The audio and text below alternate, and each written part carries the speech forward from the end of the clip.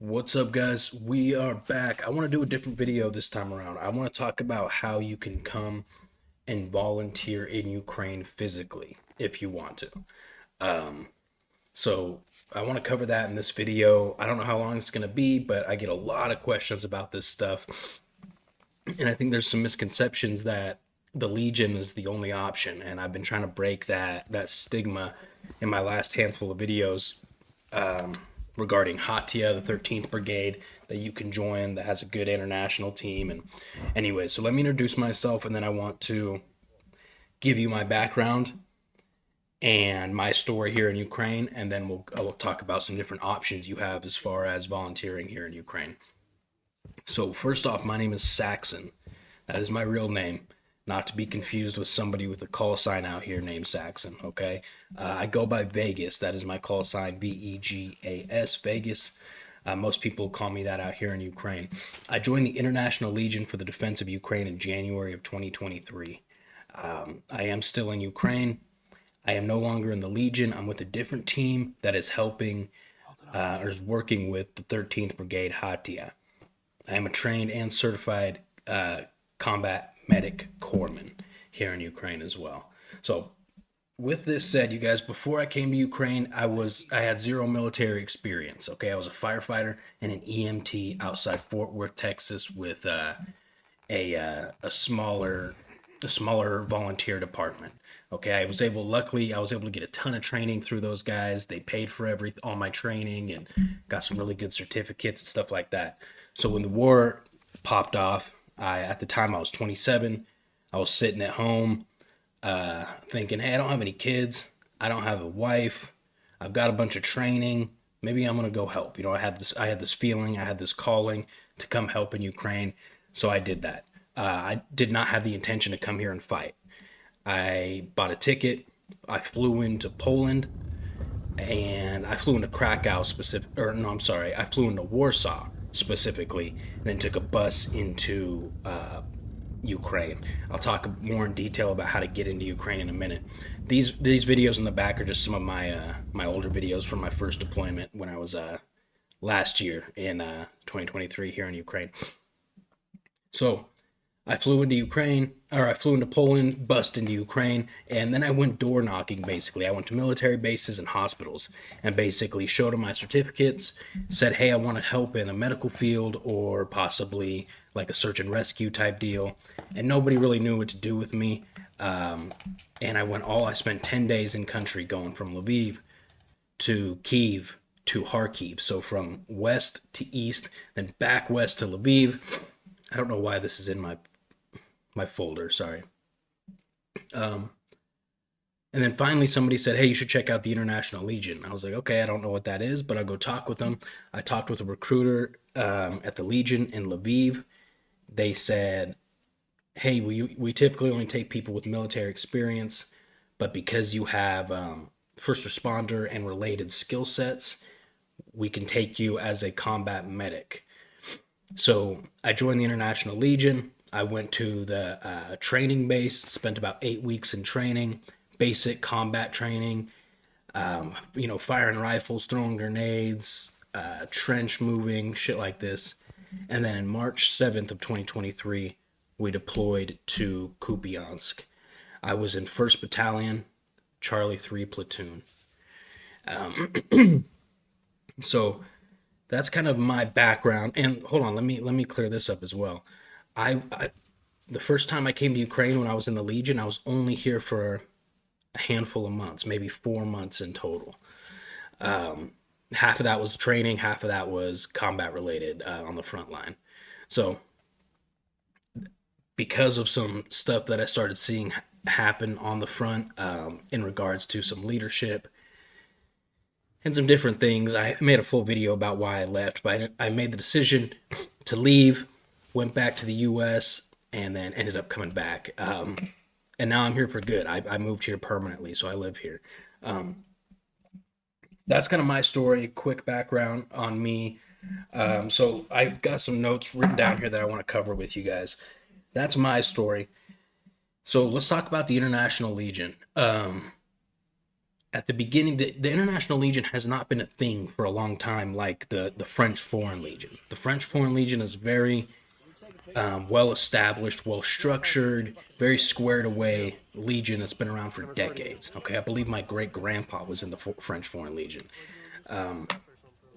With that said, the International Legion just started when Putin invaded Ukraine, full scale invasion in February 24th of 2022. Okay, so it's a baby. It's a brand new program project. The International Legion is. So with that said, there are currently 4 battalions within the International Legion. First bat, second bat, third bat, and fourth bat. Okay. First, second, and third battalions are all combat battalions. They are all infantry battalions, and they will deploy to the front line and get in the shit at some point. Fourth battalion, the last battalion, is a training battalion. They are the battalion that stay on the base, and they take in and train all the new legionnaires, all the new recruits to turn them into legionnaires, theoretically, right? So bat 1 through 3 battalions, combat. Battalion 4 is a training battalion. Okay. Now, things are a little bit different here with the Legion now, and this is one reason I'm recommending to check out other units rather than the Legion at the moment. Reason being is because 1st Battalion and 2nd Battalion have basically combined into one at this point because of how many losses they've taken on the front line. They have taken an exorbitant and extreme amount of losses to the point where these two that once full battalions or relatively full battalions now have to merge, and they're still undermanned because of how many people they're losing. And 3rd Battalion, I have no idea what's going on with them. I believe that 3rd Battalion is more of like a special group, like special forces group. But I don't know much about them. I don't even know if they're still around, to be honest. So if anybody knows what's up with 3rd Bat, let me know in the comments. Okay, so we've got battalions 1 through 4 covered. So 1 and 2 basically are combined. 3, I have no idea. 4th Bat is training battalion. Okay, now this is a tricky subject because I don't want to disparage anything regarding Ukraine, right? But when I first started this channel, my promise was to be as transparent as possible, no matter the repercussions, because people are looking to me to make the decision to actually come here, or looking to me to get information to support their decision on coming to Ukraine. So I need to be very, very honest. And the truth is, the International Legion has a major command problem. The commanders in the Legion, at least when I was there, and from what I hear still is the major downfall to the International Legion at the moment. Basically what's happened is all the commanders and the top dogs, the top brass, are Ukrainian. And most of them have been appointed rather than earned their commander title, their rank. What I mean by that is, Mr. Vladimir is a commander in the Legion, and his buddy, Ivanovich, wants a command position. So basically he calls up his buddy and says, hey, can you hook me up? He's like, yeah, I got you, and makes the other guy a commander. He may have no experience. He may have very little experience, but it's about who you know in that sense. So now you've got this guy running hundreds, if not thousands, of soldiers that has very, very little experience, not only in war, but in this conflict specifically. Okay, so this is a major issue. And what happens when you have appointed commanders like this is they sit away from the front line and delegate and send in their units without having any real idea of the danger and the circumstances they're putting their troops in on the front. Okay, you're not gonna. Sorry, that's me, not you. You're not gonna see commanders on the front line. Point blank, period. There is a very select few, including my old platoon commander Dentist, who actually did go on mission. He is dead now because of that, but he was a anomaly. Typically they don't do that, go on missions. Okay, so you've got these commanders who aren't very well trained or experienced in being commanders, sending their troops on ridiculous missions because either it sounds good or because they're getting told this from the top brass, and they either don't have the balls to tell the top brass, hey, that's a bad decision, or they simply just don't know because they're not very experienced commanders. Okay, so there's that. That's a big issue, is the command structure. And then the second part is straight up, I'm going to be very honest again, is the theft, the thievery, and the corruption when it comes to some of the higher ranking members, higher commanders in the International Legion. Okay, the Ukrainian armed forces, we all see it in the news all the time. They're getting billions and billions and billions of dollars of actual money, resources, weapons, ammunition, vehicles. And what's happening in at least my unit, and I know multiple other units, is these top commanders are getting these donations and this funding, and a lot of it's going straight into their pocket and straight into their buddies' pockets. And then the remainder will trickle down to some of the officers, and then under that will trickle down to the trench monkeys like me and like you guys who really need the resources and the money, and then we'll get a little bit of it. Okay, so we weren't getting the ammunition that we needed, the food, the water, the vehicles, the weaponry. So this is another huge issue because, frankly, if you don't have the resources on the front, you're at a major disadvantage against the Russians, especially if you come up against a well-trained unit like the VDV or the Spetsnaz or something, okay, or some paratroopers, Marines maybe. So those are the two big things, is the lack of experience in the command structure and the corruption. Point blank, period. That is why I am currently recommending people to go to different units, specifically the unit Hatia, the 13th Brigade, which is an International Guard brigade. They've been operating since 2014, actually maybe even a little bit before, but they've been operating for a long time on the front line. They had a different name a handful of years ago, but they are an experienced brigade. Also, it's well known here in Ukraine that the 13th Brigade, Hatia, the one I'm referring to, is one of the most well-funded brigades around. They make the armed forces are a lot different here than the Western militaries. Basically, they've earned like some sponsorships with some really big Ukrainian companies and global companies, to where they get a lot of funding, and this funding actually goes to their soldiers. It goes towards training, it goes towards their gear and all that good shit. So that's one of the reasons I'm recommending the 13th Brigade. I also know some people, actually some of you guys, viewers, have come here to Ukraine. I've met with you and you have gone to Hatia, and I've only heard good things in that regard about the how they take care of you while you're there. The living situations. I mean, I could tell you some horror stories about the living situations in Ukraine, in the International Legion, but I won't bore you with that. Okay, so aside from the funding, the training, all of that, me and the team that I am working with are going to be working very closely with the 13th Brigade. So I'll actually be able to see most of you guys, kind of interact, get a temperature check and a gauge on what's going on in the brigade as well.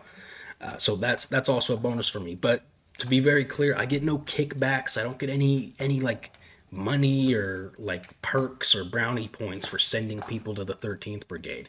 Zero. There's nothing in it for me, rather than seeing you not die the first month or 2 months you're in Ukraine. Okay? Which is very liable to happen if you join some different units. Now, with that said, different units.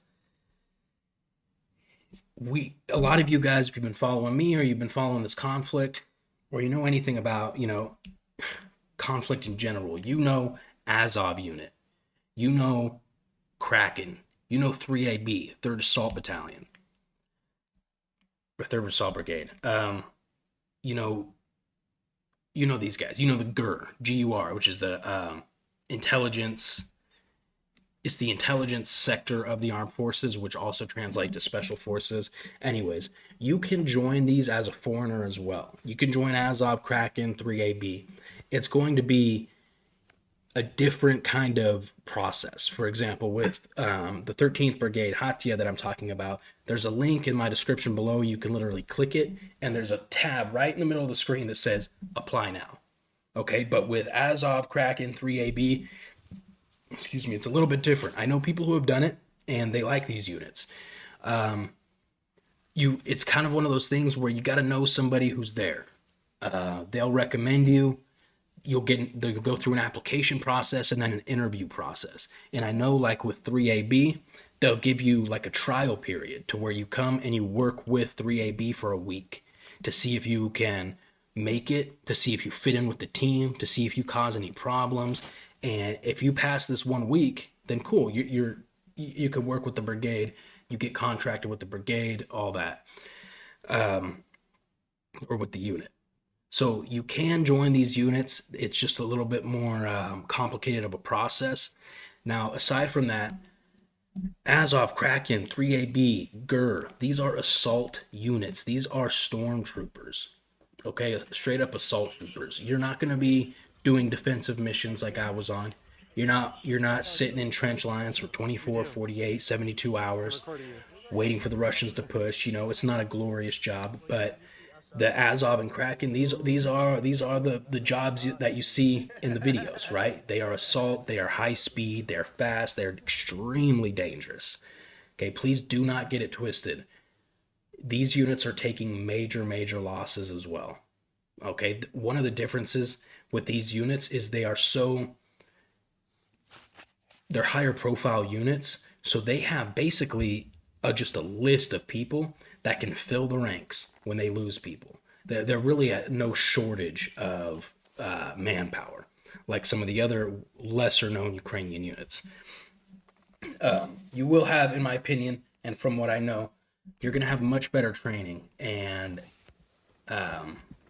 experience levels on a unit like 3rd Assault Brigade. But it's dangerous, okay? So there's that. You've got the International Legion that I was in that I'm recommending don't go right now just because of the statistics on it. Then you've got Hatia, which is the 13th National Guard Infantry Brigade, which I am recommending based off of all the things I said. And then you've got the higher profile, more well-known units like Azov, Kraken, 3rd Battalion, or 3rd Assault Battalion. So check all that stuff out. You can Google Kraken or Azov and probably find an online application, or at least find a way to contact them. Because like I said, I know people who have done it. So now let's go to how to volunteer. If you want to volunteer in Ukraine, but you're not necessarily a war fighter, or you don't want to die or get injured, because again, it's very likely if you end up on the front line out here that you will not go home, or you will be missing a leg or an arm or a foot or a bunch of fingers or something. So if that doesn't sound appealing to you, there are a ton of different ways to help in Ukraine.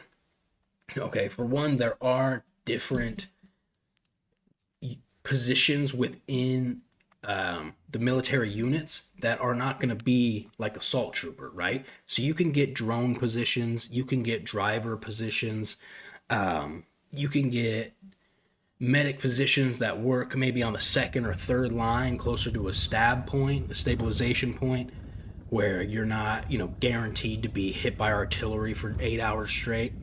So there's different jobs in that aspect, and that's something that you're going to want to talk with whatever unit you decide to go with, right? So if you send an application to Hatia, for example, this is something you want to ask the sergeants, the people that are going to end up contacting you. Say, hey, I'm really interested in helping. I'm very motivated, but I don't have a ton of military experience, and I don't really want to go straight into the front. Okay, but I could help in this way or this way or this way. Excuse me.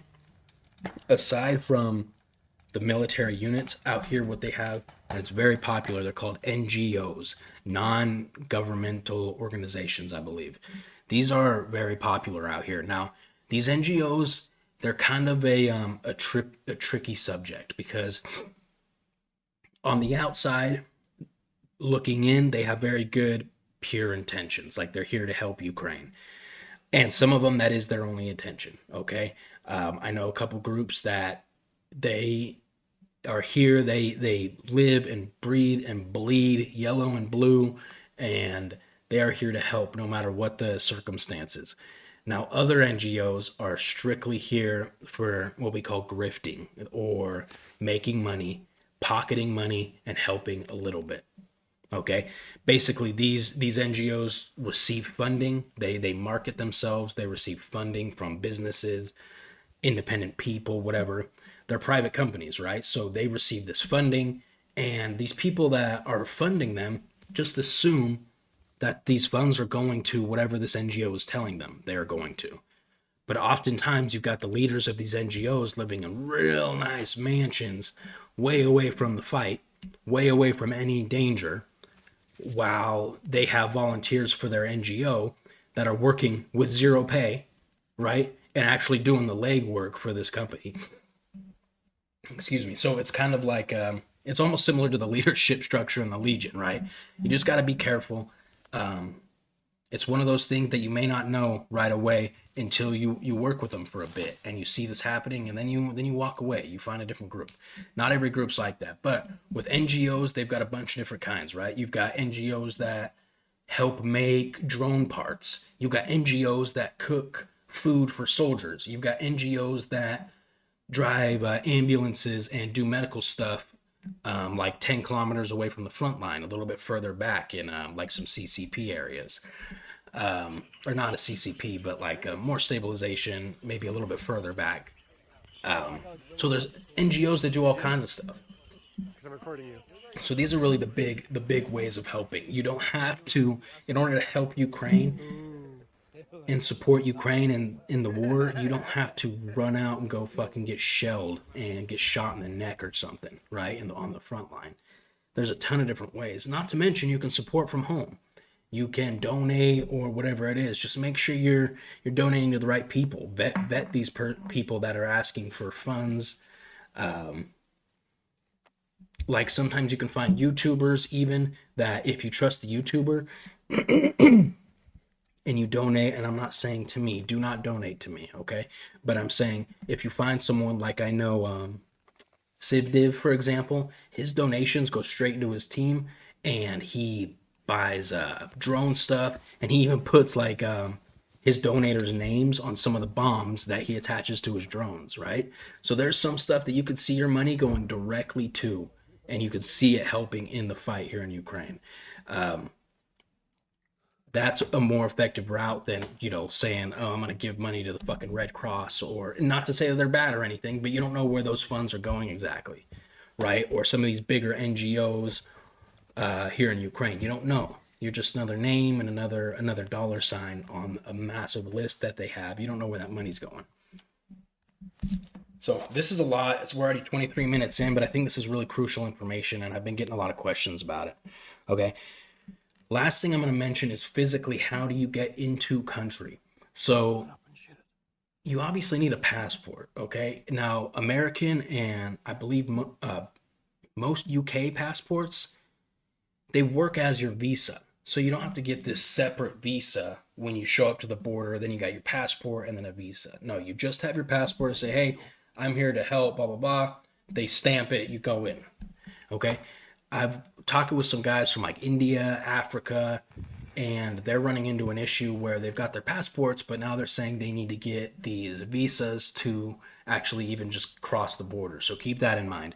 Now, assuming you have all your stuff in order, you got your passport and your visa, which is really all you need. Okay. Depending on what unit you're joining, if you do join the military, they're going to supply you with most essential gear. So you've got your essentials. You got your passport, your visa, you fly into Poland, okay? This is the best way. There's different routes in, like through Moldova, through Romania, but that's it's going to be way more difficult. So you fly into Poland, you either go to Krakow or you go to Warsaw. Okay, either way, they both work. Both ways, you're going to take a bus through the Medivka border crossing. Medivka is about 30 minutes or 45 minutes outside of Lviv. Lviv is the westernmost large city to the Polish-Ukrainian border. Okay, so the Medivka crossing, you'll hear that a lot, is where you end up crossing. You take a bus from Warsaw or Krakow. Okay, now at this crossing, what we've noticed actually is there's like a kiosk, like a stand set up for the International Legion. And they're the first stand that you'll see when you cross the border, and they will try to swoop you up. They will try to get you on board into one of their trucks and on your way to the Legion base to get you to become a Legionnaire. Okay, if that's what you want, do your thing. What I'm recommending is look around, because there's there's other kiosks, right? There's other units that you could check out and say, oh, okay, there's Hatia, for example. There's different brigades. Look around. Don't jump straight into the Legion. Okay, that's not your only option anymore. So once you do this, you cross at the Medivka border. You can talk with one of these kiosks and join straight up with them. Okay, this is more so for people who have not done any of the legwork and any of the research prior to traveling, and they just literally show up. Like, example, I see this a lot with some South American fighters. They'll just show up to Ukraine and they'll cross the border and be like, they'll sign the first thing that they can. They see the Legion, cool, done. They see, whatever unit, cool, done. Okay, but if you're watching my videos, you're probably doing a little bit more research on this shit. You don't have to sign with any of these people, okay? Cross the border at Medivka, head into Lviv. Head into Lviv and get a hotel or something. I mean, you can find hotels out here for like 5, 10, 20 bucks a night, okay? And then contact your people. Reach out to your contacts. Hit me up, whatever. And go about it then. Go about it that way, right? Rather than making any rash decisions and signing any paperwork or anything right when you cross the border. You've been on the bus for like 12 hours. You're probably exhausted. I'm recommending get through the border, go ahead to a hotel, start fresh, reach out to your network of people or your and figure out where to go from there, right? Those are the biggest things, man. I mean, really the bottom line is your safety. This is no joke out here in Ukraine. Even in the biggest, safest cities, they're getting hit and airstriked and drone strike daily. Okay, it's no joke out here. So please just keep that in mind. And I guess that's really it, you guys. I wanted to cover all that stuff, and we'll leave it at that. If you have any questions, please hit me up in my email. I reply to emails all day, every day. So, and most of you guys in the comments, like the people who's the community here, I've talked to most of you guys in emails, so they can back me up in the comments section. Oh, also, members, man, holy shit, thank you guys so much. We've got a handful of members now, and I've got these patches which I'm sending out to members. They're different breed patches. We got a woodland camo. It's hard to see, but it looks like my hat. Red, white, and blue flag, and then the black and white. I'm sending these to members. It's all I got at the moment. It's the best I can do, but I think it'd be cool. And I just really appreciate it. I had somebody comment on a video last night, basically trying to call me like a scammer because I said a few weeks ago that I was heading to the front line to go hand out patches to some of the guys on the front, which is still my plan. But things change, man, and I don't need to explain myself to this guy, but things do change, and I am heading out there. It's just going to be at a little bit different time. And I am going to be giving out patches. I've got a flag that I made, a different breed flag with half Ukrainian, half American flag. I want to take pictures with the guys out in the front with that as well. So that's it, you guys. I love you guys. I hope this was informative. I'm going to stop rambling. Like, share, subscribe. I'll see you in the next video.